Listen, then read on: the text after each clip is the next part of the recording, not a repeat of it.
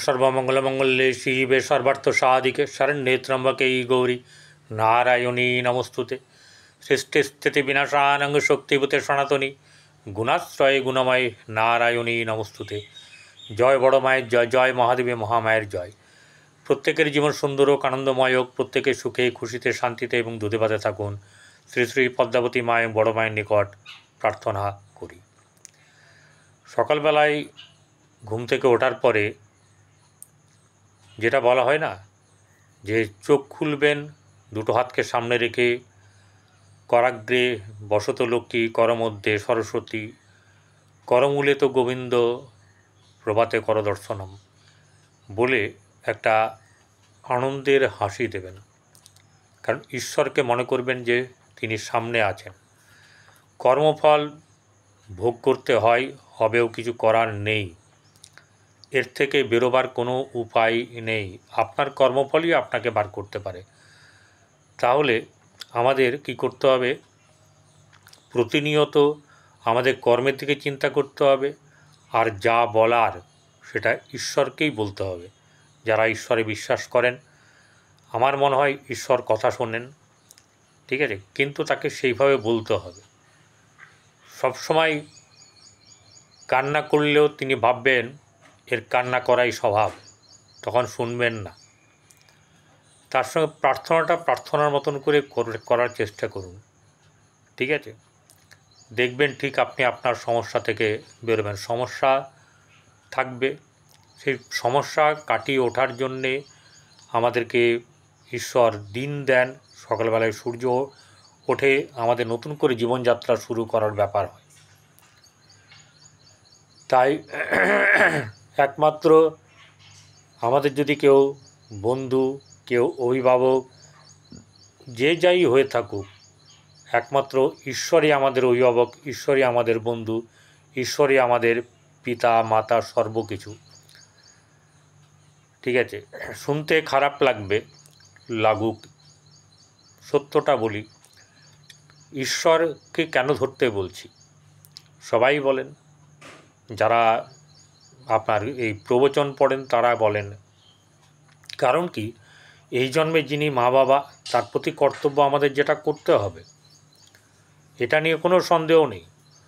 আমরা তাদেরকে, যতক্ষণ তারা বেঁচে থাকবে, তাদের প্রতি আমাদের কর্তব্য না যদি করে থাকি, তাহলে তার ফলও আমাদেরকে পেতে হবে, একদম কড়াই গণ্ডায়। তো ওটা যেটা বলতে গেছিলাম সেটা হচ্ছে যে এই জন্মে যে মা বাবা গত জন্মে ছিল, তিনি ছিলেন তা নয়, আবার আগামী জন্মে থাকবেন তা নয়। এগুলোকে খেয়াল রাখতে হবে, ঠিক আছে? চেতনা জাগ্রত করতে হবে, তার জন্য গীতা পড়তে হবে। অনেকে বলেন সময় নেই, ঈশ্বর ঠিক সময় বার করিয়ে দেবে। দুটো প্রকারে, এক হচ্ছে যদি সচেতন, ঈশ্বর আপনার সঙ্গে আছেন, আর না হলে এমন দেবে যে তখন আর কোনো কাজের ব্যাপার থাকবে না, তখন সারাদিন বই পড়বেন। ব্যাপার হচ্ছে সময় থাকতে থাকতে আমাদের কিছু কিছু গ্রহ আছে, যে গ্রহ নিয়ে আমরা প্রতিদিনই কোনো না কোনো কিছু বলি। সেই গ্রহগুলোর মধ্যে প্রথম হচ্ছে যে শনি। যত কর্মের কারক, সমস্ত কিছু শনি, ফলদাতাও শনি। আমরা ভাবছি আমরা করছি, কেউ দেখছে না, কিন্তু দেখছেন তিনি, সব হিসেব রাখছেন, কর্মের ফল ঠিক টাইমে দেবেন। ওই জন্যে সতর্ক হওয়া উচিত।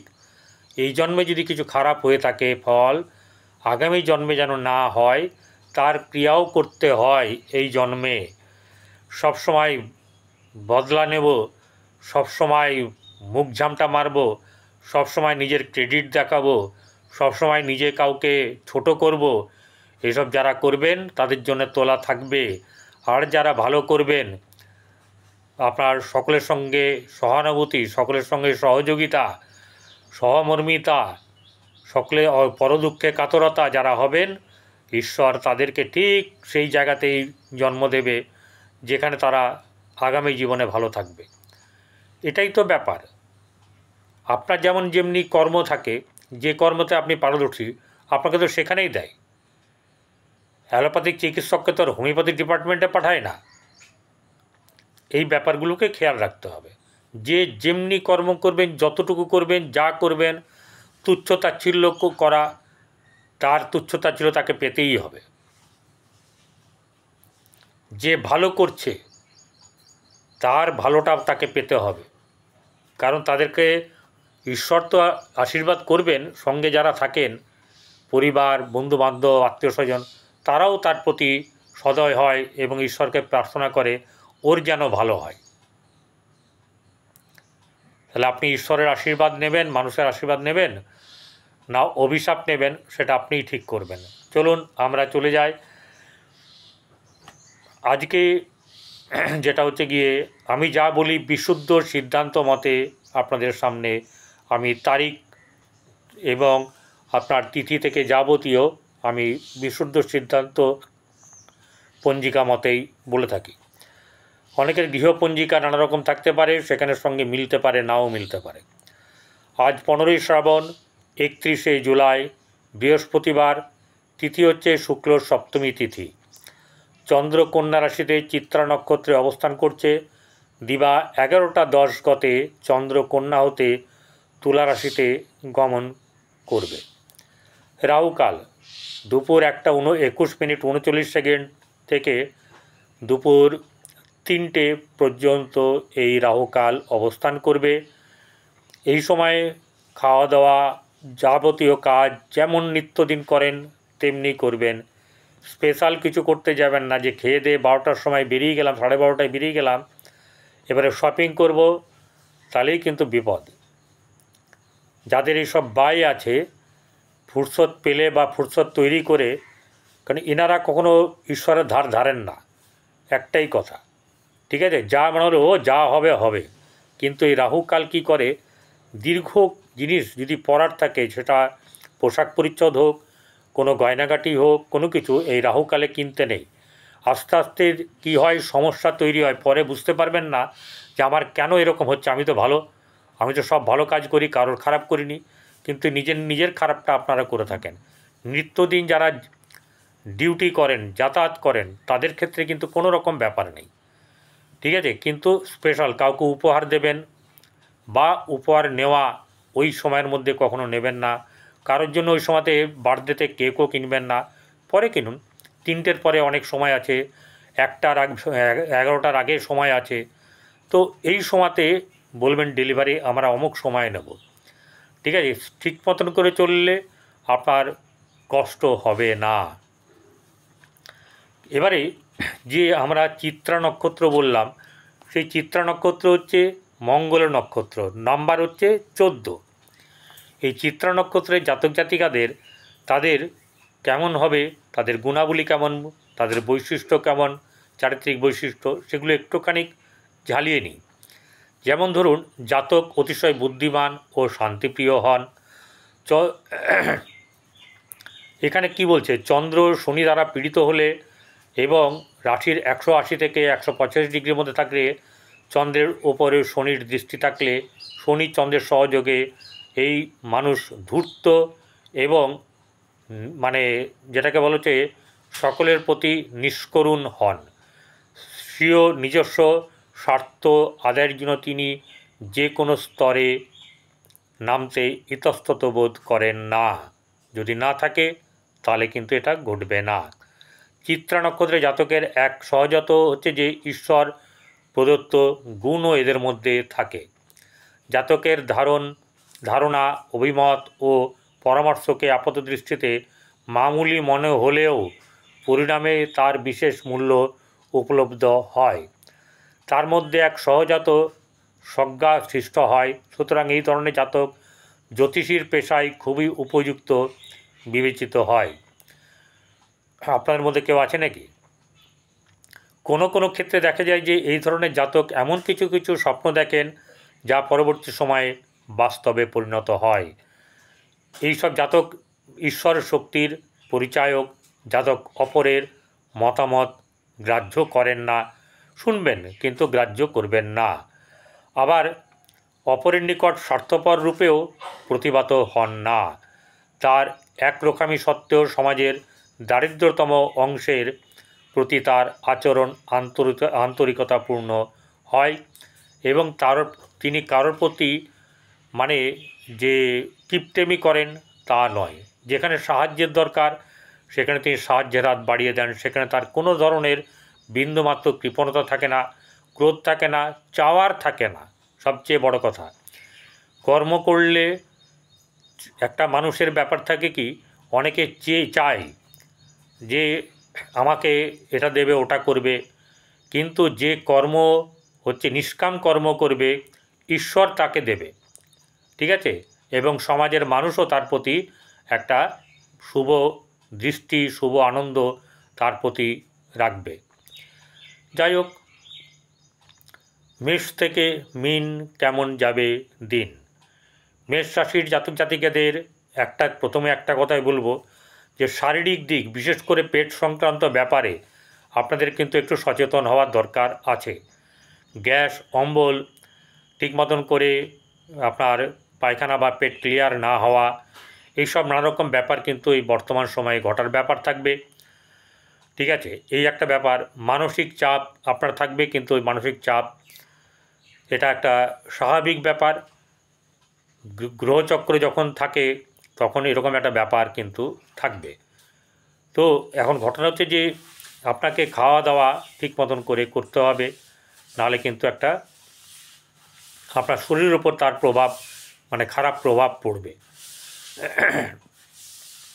ধন সম্পর্কিত ব্যাপারে, আর্থিক ব্যাপারে নিয়ে আপনার কিন্তু কোনো টেনশন করবেন না। অর্থ আপনার আসবে। রাগ বা ক্রোধ সেগুলোকে নিয়ন্ত্রণে রাখার চেষ্টা করবেন। এছাড়া যেটা করার দরকার সেটা হচ্ছে যে গৃহে শুভ বা বজায় থাকার যে ব্যাপার, সেখানে একটু চাপানুতর থাকবে, উষ্ণতা থাকবে। সব কিছুতে কান দেবেন না, সব কিছুতে আপনি নিজের মতামত শেয়ার করবেন না, ঠিক আছে, কারণ আপনার উগ্রতা যেন কারোর কাছে ধরা না পড়ে। এরপরে যেটা হচ্ছে গিয়ে প্রেম সম্পর্কিত ব্যাপার, মধ্যম শুভ যাবে, কিন্তু মানে সন্তানের ক্ষেত্রে কিছু চিন্তার ব্যাপার থাকবে।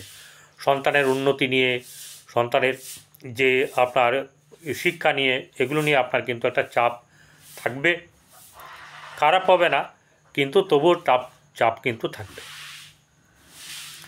ব্যবহারিক আপনার যে ব্যবসার ক্ষেত্রে মোটামুটিভাবে শুভ যাবে, ঠিক আছে। বৈবাহিক জীবন শুভ যাবে। ভাগ্যভাব মধ্যম শুভ। কর্মক্ষেত্রের জায়গায় শুভভাব থাকবে। কর্ম আপনার যেটা হচ্ছে গিয়ে সরকার রিলেটেড বা সরকার সম্পর্কিত ডাইরেক্ট কর্ম পাওয়ার যোগ আছে, কিন্তু যাদের জন্মকুণ্ডলিতে এই যোগ থাকবে তারাই পাবেন, ঠিক আছে। ভালো কর্মের যোগ, বাইরে কর্মের যোগ থাকবে, এবং কর্ম লাভ আপনাদের আছে। সহসা প্রাপ্তি, লাভ, মানে সাফল্য, এইসব ব্যাপার থাকবে।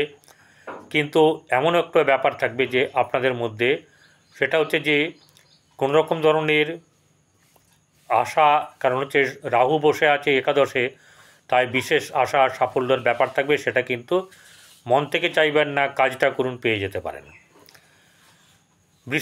বৃষরাশির জাতক জাতিকাদের আর্থিক দিক থেকে শুভ যাবে। শারীরিক দিক থেকে একটু চাপানোতর থাকবে। প্রেমের ব্যাপারে অশুভ। দাম্পত্য জীবন মধ্যম শুভ যাবে। সন্তানের ব্যাপারে মধ্যম শুভ যাবে, ঠিক আছে। গৃহে চাপানোতর থাকবে, এইসব ব্যাপারগুলো থাকবে। অর্থের দিক থেকে চিন্তা নেই, কিন্তু সুস্থভাবে চলতে গেলে যা যা করার দরকার, মাথা গরম করলে চলবে না, এবং কোনোরূপ সিদ্ধান্ত নিতে গিয়ে কাউকে তাচ্ছিল্য করা কিন্তু যাবে না। এমনকি কোনো কর্মচারী যদি কোনো দোষ করে থাকে, তাহলে তাকে সবার সামনে এমন কিছু করবেন না যাতে করে আপনার ইমেজ খারাপ হয়, ঠিক আছে। আপনি ভাববেন আমি করতেই পারি, বস, মালিকানা বেরিয়ে যাবে ঈশ্বর যখন আপনাকে মানে বুঝিয়ে দেবে যে আপনিও কর্মচারী, ঠিক আছে। তাই যারা সৎ ব্যবহার করছেন, ভালো ব্যবহার করছেন, তাদের ক্ষেত্রে কিন্তু আপনার সুনামের সঙ্গে কাজ করতে পারবেন, এবং ভাগ্য আপনাদের ভালো যাবে। কর্মক্ষেত্রেও আপনাদের কর্মলাভ হওয়ার সম্ভাবনা থাকবেই, ঠিক আছে। ব্যবসা বাণিজ্যে ভালো। বৈবাহিক জীবন মধ্যম শুভ। সহসা প্রাপ্তি, লাভ এবং সমস্যার থেকে দূরীভূত হওয়ার ব্যাপারও কিন্তু আপনাদের যোগ থাকবে। চলে আসবো মিথুন রাশিতে। মিথুন রাশির জাতক জাতিকাদের আর্থিক দিক থেকে শুভ যাবে। ব্যবসা বাণিজ্যে শ্রীবৃদ্ধি আছে, কিন্তু হঠকারী সিদ্ধান্ত যেন না নেওয়া হয়, অমর্যাদা কাউকে যেন করা না হয়। ঠিক আছে, এই অমর্যাদা করার কারণে বৃহস্পতি বসে আছে অনেকটা নাক উঁচু করে, অহংকারের দ্বারা পরিবেষ্টিত হয়ে আপনি কাউকে নিচা দেখানো, কাউকে দেখানো যে আমি করতে পারি, দেখ তোরা দেখে নে, এরকম ব্যাপার কিন্তু করবেন না। কেন বারণ করি? কারণ এর ফল পরবর্তীকালে অনেককেই ভুগতে হয়েছে, আপনিও কিন্তু এর মধ্যে থেকে ছাড় যাবেন না। আচ্ছা, শারীরিক দিক থেকে শুভ যাবে, মানসিক দিক থেকে বেশ চাঙ্গা থাকবেন, অবিবাহিতদের বিয়ে হওয়ার সম্ভাবনা থাকবে, এবং কারোর আজকেও বিয়ে হবে বা আগামী বিয়ে হওয়া ঠিকঠাক হয়ে যাবে। এবারে যেটা হচ্ছে গিয়ে আপনার গৃহে শুভভাব বজায় রাখতে গিয়ে কিন্তু বেশ চাপানোতর, বেশ কাঠখড় পোড়াতে হবে। ঠিক আছে, নিজেকেও ঠান্ডা থাকতে হবে, ঠান্ডা ভাবে মাথায় বোঝাতে হবে। মাথা গরম করলে কিন্তু ব্যবসাতেও মন্দা চলে আসবে এবং ব্যবহারিক জীবনেও কিন্তু খারাপ চলে আসবে, যশ খ্যাতি মান আপনার কমে যাবে। বৈবাহিক জীবন শুভ, কর্মক্ষেত্রে আপনার শুভ যাবে, কর্মলাভের সম্ভাবনা, আপনার ব্যবসা বাণিজ্যের শ্রীবৃদ্ধির সঙ্গে সঙ্গে নতুন ব্যবসার দিকে আপনার হাত বাড়াবেন, সেটাও কিন্তু চলবে। প্রেমের ক্ষেত্রে শুভ, দাম্পত্য জীবন শুভ, সন্তানের দিক থেকেও শুভ যাবে, সহসা প্রাপ্তি লাভ এগুলো কিন্তু খুব একটা বেশি নেই, যা হবে 7th হাউস থেকে। এরপরে যে চলে আসবো কর্কট রাশি। কর্কট রাশি জাতক জাতিকাদের মানসিক দিক থেকে একটু অনেকটা গর্ববোধ থাকবে, আমাকে সম্মান দিতে হবে, এরকম করে আমার সঙ্গে কথা বলা যাবে না, এরকম যারা করেন সম্মান তারা পান না। সম্মানের উপযোগী হলে সবাই সম্মান দেবে, আর সম্মানের অনুপযোগী হলে আপনাকে সবাই কিন্তু আপনি থেকে তুইয়ে চলে আসবে। সেই জায়গাটা খেয়াল রাখতে হবে। ঈষদুষ্ণ ব্যাপার আপনার এই মনের মধ্যে চলবে। ঠিক আছে, পরিবার আত্মীয়স্বজনের সঙ্গে সম্পর্ক ভালো, সেখানে উন্নতি যোগ আছে। প্রেমের ক্ষেত্রে মধ্যম, সন্তানের দিক থেকে শুভ যাবে, ব্যবসা বাণিজ্যে লাভ, যশ বৃদ্ধি এইসব ব্যাপার থাকার সঙ্গে সঙ্গে বুদ্ধির দিক থেকে নিজেদেরকে কিন্তু একটু চিন্তাধারা বজায় রাখতে হবে, ঠান্ডা মাথায় চিন্তা করবেন। এরকম ব্যাপারটা যদি না হয় তাহলে হঠকারি করলে কিন্তু অসুবিধায় পড়তে হতে পারে। এবারে ভাগ্যভাব কিন্তু খুব বেশি সাপোর্টিভ নয়, কর্মক্ষেত্রের জায়গাতেও কর্মলাভ হবে, কিন্তু সেরকম ধরনের খুব বেশি জোরালো সেরকম কিন্তু আজকে নেই। সহসা প্রাপ্তি লাভ এগুলো কিন্তু সামান্য বা তার থেকে কম। চলে আসবো সিংহ রাশিতে। সিংহ রাশি জাতক জাতিকাদের আর্থিক দিক থেকে অবশ্যই শুভ যাবে, কিন্তু আপনার মধ্যে শারীরিক দিক থেকে কিছু না কিছু সমস্যা থাকবে, মানসিক দিক থেকে চাপ থাকবে, অর্থ হাতে আসলে অর্থ হাতে থাকতে চাইবে না, গৃহে শুভভাব বজায় থাকবে, আনন্দ উৎসবও থাকবে মোটামুটিভাবে, খাওয়া দাওয়ার কোনো কষ্টের ব্যাপার থাকবে না। বৈবাহিক জীবন মধ্যম শুভ, ব্যবসার ক্ষেত্রে শুভ যাবে, ভাগ্যভাব তত শুভ নয়, কর্মক্ষেত্রে সামান্য শুভ, সহসা প্রাপ্তি লাভ এগুলো কিন্তু হওয়ার থাকবে, সমস্যা কেটে যাবে। এবারে চলে আসবো হচ্ছে গিয়ে কন্যা রাশি। কন্যা রাশি জাতক জাতিকাদের আর্থিক দিক থেকে শুভ যাবে, কিন্তু মানসিক চাপ অত্যন্তভাবে বৃদ্ধি পাবে।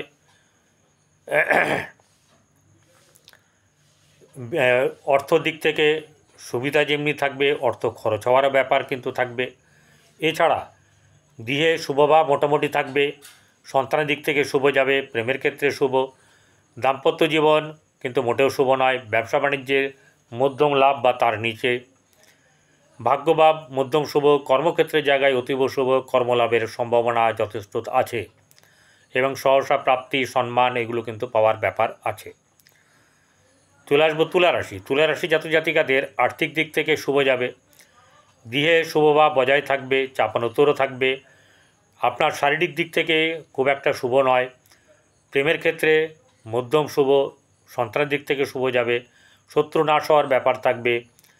ঠিক আছে, শত্রু দমন বা পীড়িত হবে।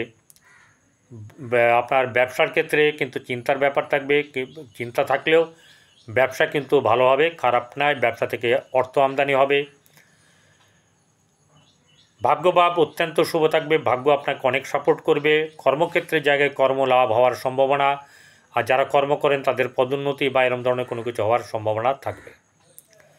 চলে আসবো বৃশ্চিক রাশি। বৃশ্চিক রাশির জাতক জাতিকাদের আর্থিক দিক থেকে মানে যথেষ্টই শুভ থাকবে, কিন্তু আপনার মানসিক চাপ বেশ যথেষ্ট থাকবে, গৃহে সমস্যার ব্যাপার থাকবে, কিছু না কিছু গৃহে চাপ থাকবে, সন্তানকে নিয়ে চিন্তা, সন্তানের পরীক্ষা হতে পারে, স্বাস্থ্য হতে পারে, তা নিয়ে চিন্তা থাকবে। আচ্ছা, বৈবাহিক জীবন মধ্যম শুভ, ব্যবসার ক্ষেত্রে কিন্তু খুব একটা বেশি শুভ এরকম নয়। এছাড়া যেটা হচ্ছে গিয়ে আপনার ভাগ্যভাব শুভ যাবে, কর্মক্ষেত্রের জায়গায় কর্মলাভ হওয়ার সম্ভাবনা অবশ্যই থাকবে। এবারে চলে আসবো হচ্ছে গিয়ে ধনুরাশি। ধনুরাশির জাতক জাতিকাদের আর্থিক দিক থেকে যথেষ্ট শুভ থাকবে, পরিবার আত্মীয় স্বজনের সঙ্গে সম্পর্ক ভালো থাকবে, বৈবাহিক জীবন শুভ, ভাগ্যলাভ, বৈবাহিক জীবনের শুরু হওয়ার যে ব্যাপার, যারা অবিবাহিত তাদের লক্ষ্মী লাভ, ধনলাভ, এইসব ব্যাপারগুলো বেশ যথেষ্ট আছে। বৈবাহিক জীবনে নতুন প্রবেশ, তাদেরকে স্বাগত। ভাগ্যভাব মধ্যম শুভ, কর্মক্ষেত্রের জায়গায় শুভ থাকবে, কর্মলাভের সম্ভাবনা, সহসা প্রাপ্তি, লাভ এগুলো কিন্তু সামান্যই আছে। ধনুরাশির পরে চলে আসব মকর রাশি। মকর রাশি জাতক জাতিকাদের আর্থিক দিক থেকে অনেকটা শুভ যাবে, গৃহে শুভভাব বজায় রাখা একটু চাপানোতর থাকলেও কিন্তু থাকবে। আর এই ধনুরাশির জাতক জাতিকাদের ক্ষেত্রে কি হবে, তাদের এই মকর রাশি জাতক জাতিকাদের ব্যবসা বাণিজ্য ভালো যাবে, বিয়ে মধ্যম শুভ, বৈবাহিক জীবন মধ্যম শুভ যাবে, চাপানোতর থাকবে, ঠিক আছে, সম্মান নিয়ে টানাই ছাড়া হয়তো হবে। এছাড়া যেটা হচ্ছে গিয়ে আপনার কর্মজীবনে কর্মলাভ হওয়ার সম্ভাবনা অবশ্যই থাকবে, বৈবাহিক জীবন মধ্যম শুভ, আপনার ভাগ্যভাব খুব একটা শুভ না থাকলেও খুব খারাপ হবে এরকম ব্যাপারটা নয়, কিন্তু মোটের ওপরে শুভ যাবে। মকর রাশির জাতক জাতিকাদের আর্থিক দিক থেকে সামাজিক দিক থেকে মোটামুটি শুভ যাবে। কুম্ভ রাশি জাতক জাতিকাদের আর্থিক দিক থেকে শুভ যাবে, কিন্তু মানসিক দিক থেকে অনেক চাপ থাকবে, গৃহে শুভভাব মধ্যম থাকবে, সন্তানের দিক থেকে শুভ যাবে, প্রেমের ক্ষেত্রে মধ্যম শুভ, আপনার বৈবাহিক জীবন খুব বেশি শুভ এরকম না হলেও খারাপ যাবে না।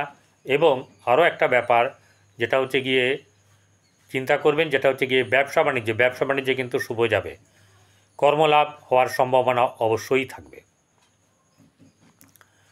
এবারে চলে আসবো কুম্ভ রাশির পরে মীন রাশি।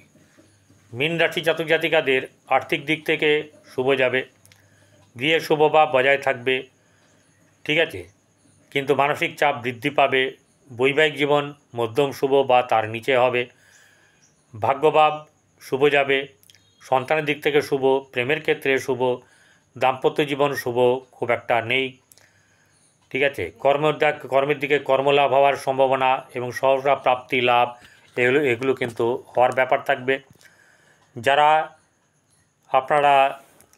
আপনাদের খারাপ কিছু চলছে তারা ভালো ভালো জ্যোতিষীকে দেখিয়ে নেবেন। এছাড়া প্রতিদিন আপনারা সেবার কাজে যুক্ত হন, কুকুর, গরু, আপনার কাক, পক্ষী এদেরকে সেবা করুন, আর যারা পীড়িত তাদেরকে সেবা করুন, তাহলে ভালো হবে।